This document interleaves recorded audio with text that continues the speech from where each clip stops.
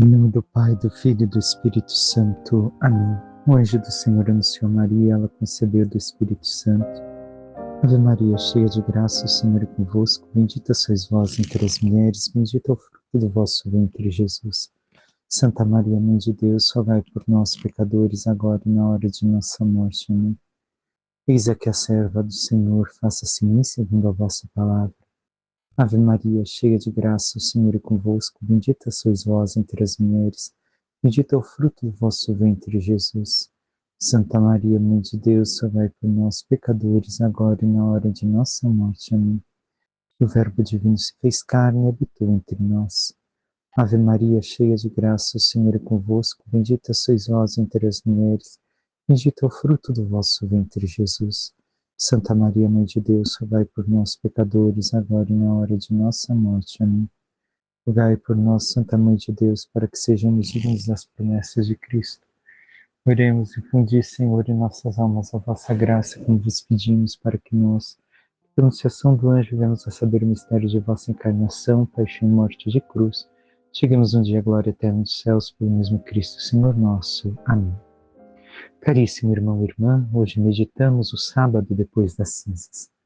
A primeira leitura é proposta novamente de Isaías, que nos diz: assim fala o Senhor, se destruíres teus instrumentos de opressão e deixares os hábitos autoritários e a linguagem maldosa, se acolheres de coração aberto um indigente e prestares todo o socorro ao necessitado, nascerá nas trevas a tua luz e tua vida obscura será como o meio-dia.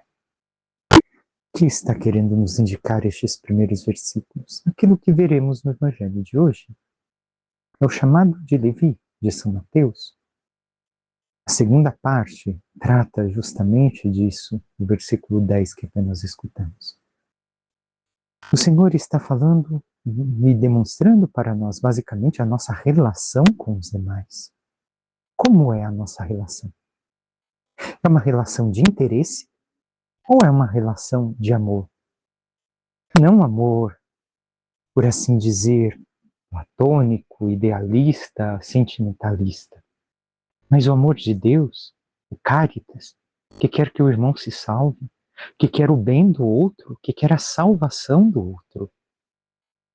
E justamente a primeira parte que o Senhor diz é a mudança da nossa atitude em relação ao próximo. Destruir a opressão. Quem oprime? Quem tem interesse. Seja de ser maior que o outro, seja de conquistar algo do outro, seja de humilhar o outro. Deixar o hábito autoritário e a linguagem maldosa.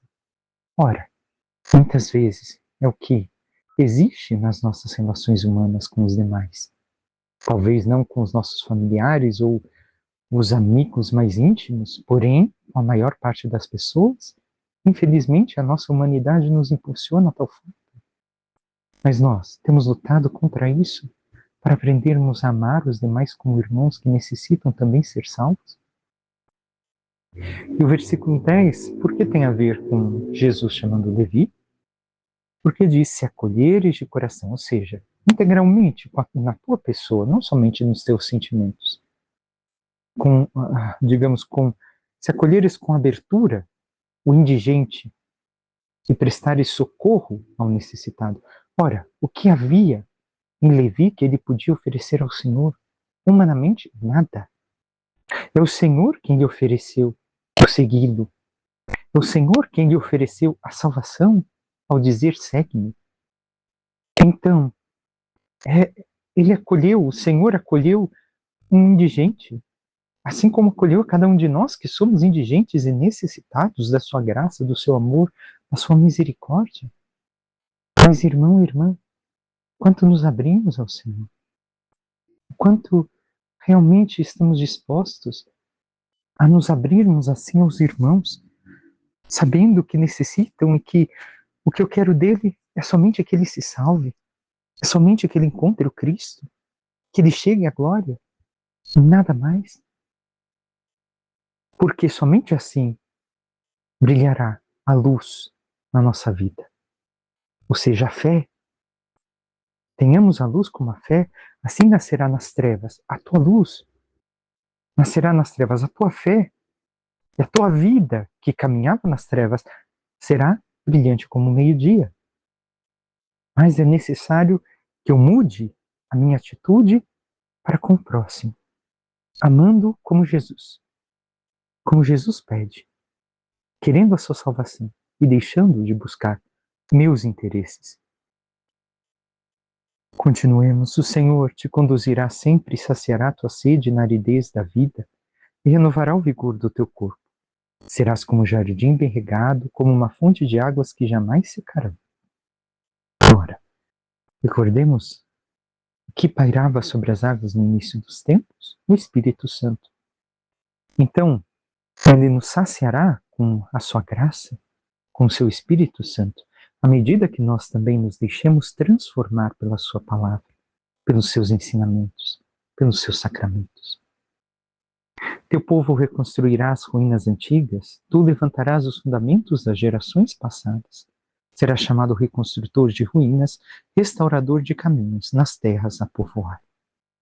Se não puseres o pé fora de casa no sábado, nem tratares de negócios em meu dia santo, se considerares o sábado teu dia favorito, o dia glorioso consagrado ao Senhor, se honrares pondo de lado atividades, negócios e conversações, então te deleitarás no Senhor. Eu te farei transportar sobre as alturas da terra e desfrutar a herança de Jacó, teu pai. Falou a boca do Senhor. Vamos então reconstruir ruínas antigas, coisas antigas. O quê? A relação de Deus com o homem, a relação de Deus conosco. Não é somente de Israel para com o povo, mas também aquilo que é de nós para com Deus e dos demais para com Deus. Restituir, reconstruir aquilo que foi destruído pelo pecado e que impediu o homem de chegar até Deus, de ver a sua beleza, a sua graça agindo no mundo. E fala do sábado, e observar o dia do Senhor.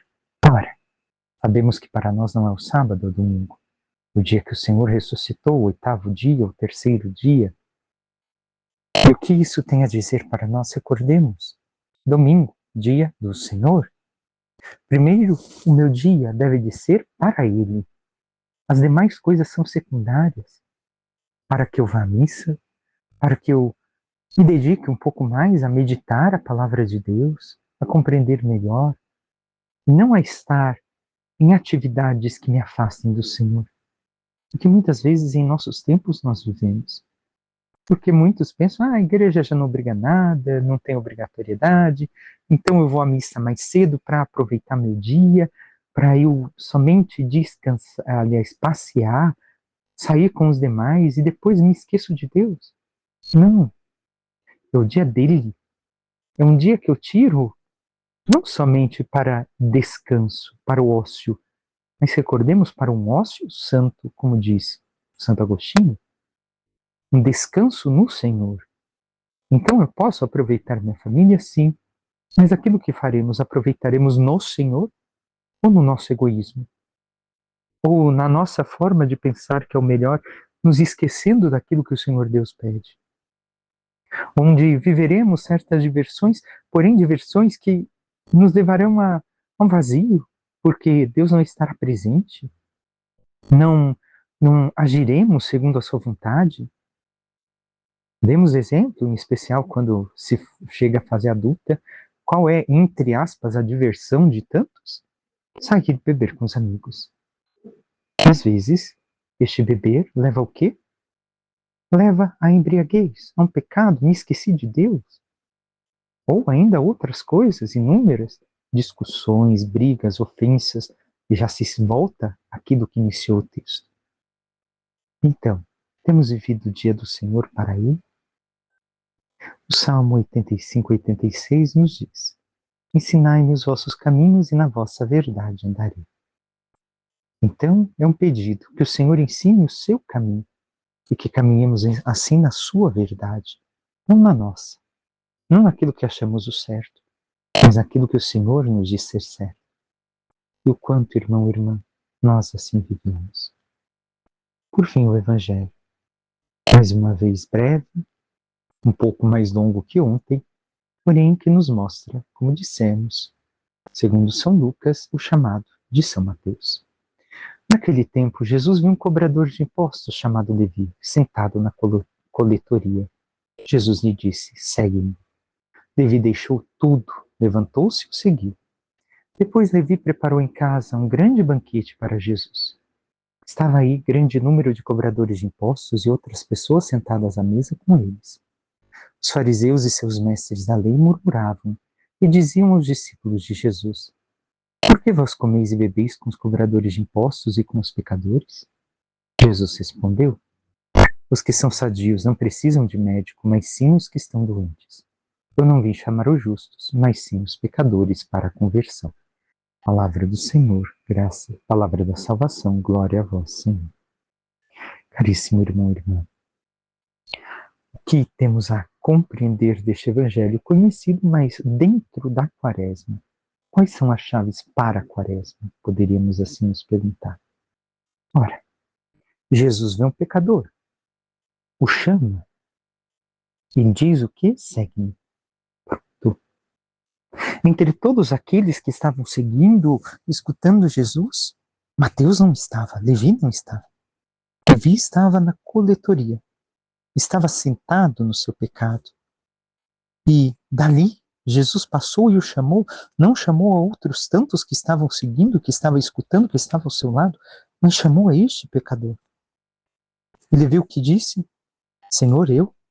Mas olha, eu não estava nem te escutando, nem te seguindo. Não, Levi não disse nada. Também me escutaram o Senhor ao longo de 2 anos. E agora tomou sua decisão por Cristo. E é isso que tem a dizer neste tempo de Quaresma.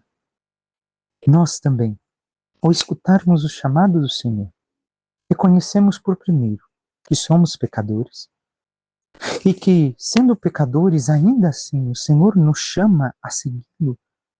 E por isso devemos de, não só no caminho quaresmal, mas no caminho de nossa vida, abandonar o pecado e viver na graça. Meu irmão, minha irmã, é o Senhor quem nos chama. Mas o quanto nos esforçamos a fazer, como Levi, levantar, sair do comodismo e ir atrás de Cristo. Depois vemos que ele oferece esse jantar e muitos pecadores ali estão. Porém, o que é dito da parte dos fariseus e mestres da lei? Por que comeis e bebeis com os cobradores de impostos e com os pecadores? Foram os discípulos que responderam? Não, o próprio Jesus, escutando, lhes respondeu: os que são sadios não precisam de médico, mas os que estão doentes. Não vim para chamar os justos, mas sim os pecadores para a conversão. Ora, Jesus mostrou aquilo que era necessário também a eles fazer. Não bastava a eles se sentirem puros e viverem à risca cada lei que for inventada. Era necessário que eles fossem ao encontro daqueles que estavam em situação difícil, distante de Deus, e chamassem a conversão. Porém, era o que não estavam fazendo, era o que não se preocupavam, e que Jesus mostrou ser necessário e o fez. E isso também diz respeito a nós. Quanto nós temos levado a presença do Senhor, a palavra do Senhor, aos irmãos e irmãs que estão diante dele, distantes dele, aliás. Temos nos colocado como missionários do Evangelho, a chamar os demais também a seguir a Jesus, como nós seguimos? Ou nós ainda não o seguimos? Peçamos à Santíssima Virgem Maria, nossa Mãe, que interceda por cada um de nós e nos ajude a cada vez mais escutarmos a voz do Senhor melhor e, escutando o seu chamado, tomar a decisão de segui-lo, abandonando toda a via de pecado, tudo aquilo que não vem dele, para que pratiquemos toda a obra que vem do Espírito Santo e assim, vivendo na sua graça, possamos um dia merecer a glória dos céus. Louvado seja nosso Senhor Jesus Cristo, para que sempre seja louvado.